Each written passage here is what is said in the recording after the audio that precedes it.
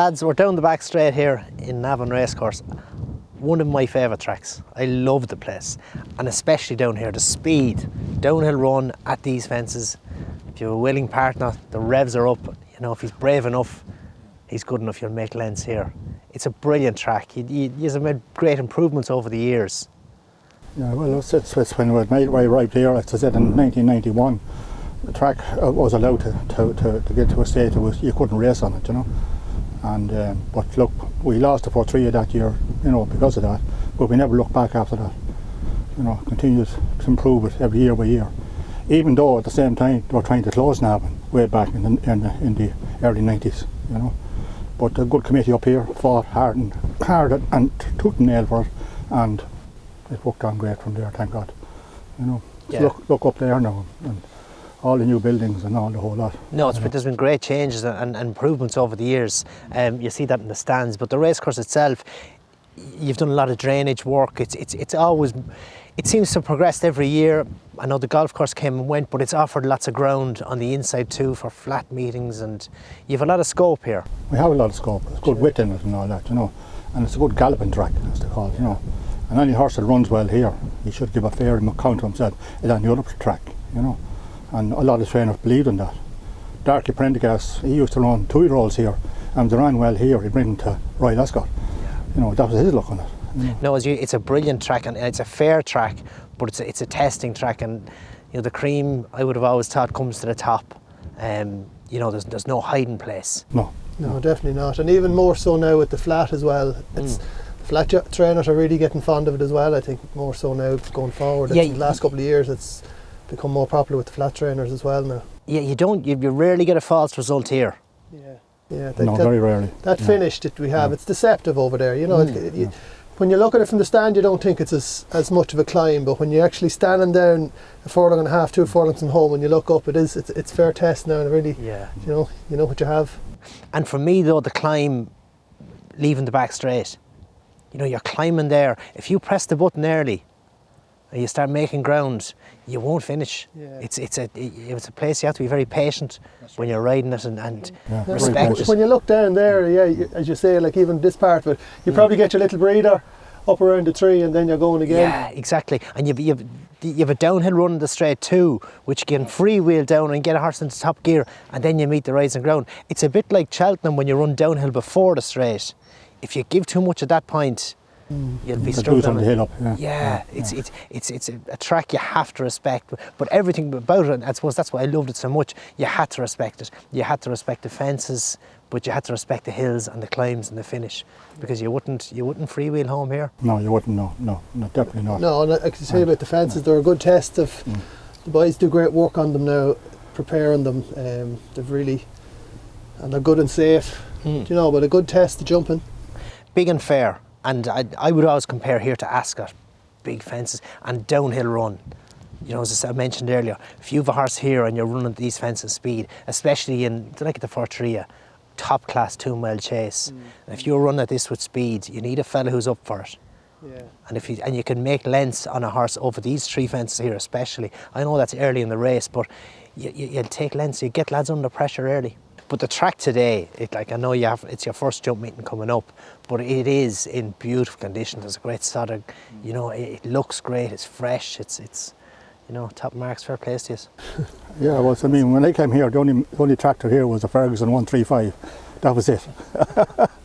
And walked from there, you know. But and then the golf course, being there, brought Donal here, you know, as the greenkeeper.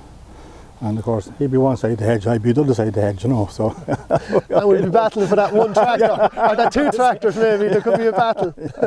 We'd have to come in early in the golf course and get there. But it's a sorry that the golf course is gone, you know. It was a great amenity, you know. You know what I mean, and brought a lot of people into place every day of the week, you know. But look, we'll roll on. Yeah. You know, and it definitely enhanced the place, the golf course, when it was there in the middle. It looked really well, you know, but look at, it is what it is now, we just make the most of it. Its legacy though is you know, it's a lovely infield as well, on the other hand, so I know it's a pity, but it still looks, the place looks brilliant. But the main thing is we have the racecourse.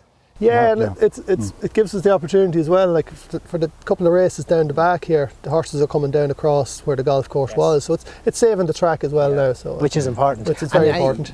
People don't appreciate the amount of damage you will do if you've if you've 7 races with 20 horses in each. That's right. Yeah. 140 horses going to the start. It's going to take its toll on the track. I remember we had 165 runners here in one meeting.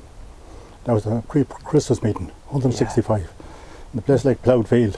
I know. But like, you know, that's back in the 90s now. You know. But like, I mean, the way they run races now and all that, it's all, you know, more health and safety and all that. You don't have the big 35 runner races like as they had those days, like, you know. No, but you see, you'll have 30 in the Tri-Town, will you, or 27? 24. 24 it's back to, and on the hurdle track? 26. 26. Yeah. We used to have 30. Used to be 30, yeah. 26, yeah. To be fair, tear off now the 2 mile start over there if you have 26 and that first hurdle gets a fair. Yeah, and even this one. If coming to this one now, yeah, I'd say if there was whatever the previous limits were, especially on the Tri-Town. Well, that's the first fence in the Tri-Town. That's what I'm saying, down the hill with a cavalry charge. Up here. Yeah. Oh, I knew that view too well. It's well, you mightn't even see it. There might be no view because if you're coming down behind 15 or 20 horses, you'd be hoping you might see it because you won't see much. No. And as you said earlier, like the fences are, you know, you great kick-off point. Yeah. You know, and you can glide over them at speed. Well, they're well presented. Horses respect them. They look them. They measure. Well, Respect the is a old big type part. was straight up, you know. I know. And like, I mean, it was like a show jump. You know what I mean? Pop over, like, you know. There was more followers of those. Yes. Yeah. Yeah. But now it's, you know, it's fantastic the way you just take them at speed, at ease, you know, and the horse can just glide over them. You know. you make it sound really easy. Vincent, you're here a good few years now. When did you actually start? Back in November 1991.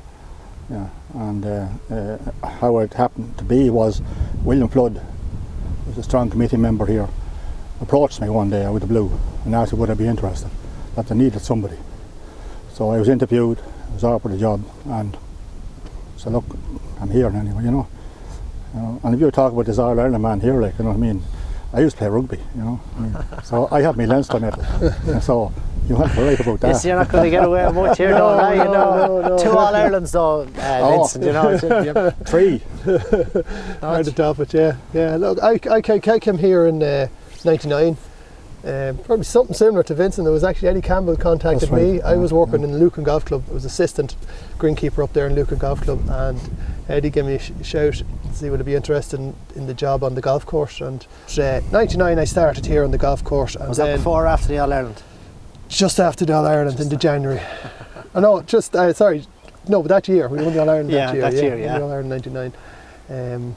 It's a great job. It's a very enjoyable job and a healthy job, and there's great satisfaction on a race day. Like, I would park myself over there at the third last fence and follow them on the back straight. On the home straight. Vincent covered the back straight here. But when you're sitting over there at that third last fence and see them horses jump, class. People would pay a fortune for the spots we get to see or the things we see, Vincent, to be fair. Well, the only downside though too, I know this here is that it's such a fantastic track. And we don't have one Group 1 or Grade 1 race now, any that type here. You know, the Tri-Town is about the best we have, and it carries its own stories, like, you know what I mean? But like, we need really, for the track that it is now. Well, it is a Grade 1 track. There is no doubt about that, and it's like I'm not just because I'm in your company, but it's one of my favourite tracks. Well, you've all said England that. or Ireland, I just loved, and it wasn't because it's not it's not the closest track to me at home, but it's one of the closest tracks. I'm a Meath man, obviously, but I love this place. I just loved everything about it. It brought the best out in the horse, and I think a rider as well, because you could throw away a race by going too soon here easily. You know, you could win a race jumping. It's a real test, and I think it suits a good horse. Yeah. You could ride a good horse, and you weren't as much a hostage to fortune. The cream would come to the top. That's right. Yeah, you were saying that earlier. Yeah. Ossie's Finnegan, the furniture man. Oliver. Right. Oliver Finnegan, fainted and all the whole lot. And I was standing over here with Mannix Dowdle, God be good to him, who worked on the track for 60 years. And I asked him, what'll win here? And he said, the bottom horse. Height fashion. Yeah. and he cleared that last fence there as fast as he could go. And he was only a small little fella, you know, and he just left them all because he was carrying nothing, you know, and he just went through the muck, as it really was muck, you know, and won it. And that, I think that was my point the whole time we've been here so far, was that win that day, you know. Yeah, so I suppose for me, Tiger Roll winning the last, coming and winning the Bine Hurdle here, and he's ran a few times since. You know, that's a big thing, and going on and winning Grand National, and he's been for me now the highlight so far of my time here anyway. no, lots of great horses winning, you know, what to me are top class races. Yeah. And not like they're stepping stones to bigger things, Grand Nationals and Champion Chase and whatnot, but they're, you know, they're high class races in their own right. Yeah, definitely.